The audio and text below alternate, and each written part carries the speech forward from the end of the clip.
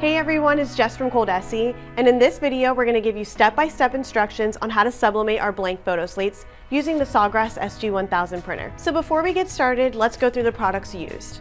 So we have Beaver Texprint sublimation paper in the size 11 by 17, sublimation photo slates, a ruler for measuring, we have standard finishing sheets as well as the flexible finishing sheet, and we also have some heat tape.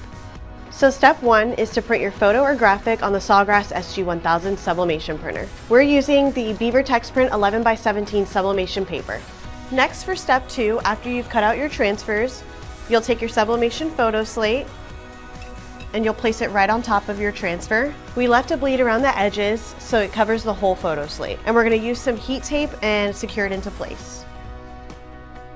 Now step three is to set up your heat press. Now since we're working with sublimation, it is going to be at a higher temperature of 400 degrees, and we're going to have our time set for 7 minutes and our pressure at medium.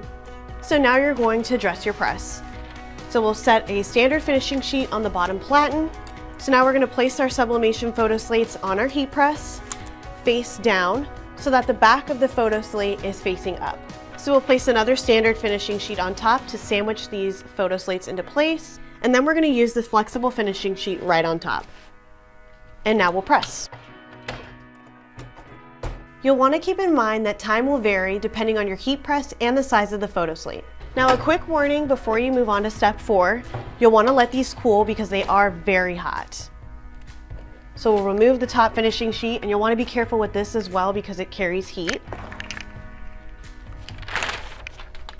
Remove that top sheet. And we're going to set this to the side. Now we're moving on to step four, and we've let our sublimation photo slates cool for a little bit, so we'll remove our heat tape from each corner.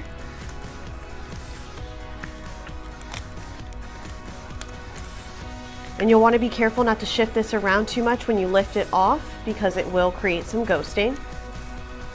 There's our first one. We'll take a look at our second one here. And now these are complete. Now as a bonus, these sublimation photo slates come with feet.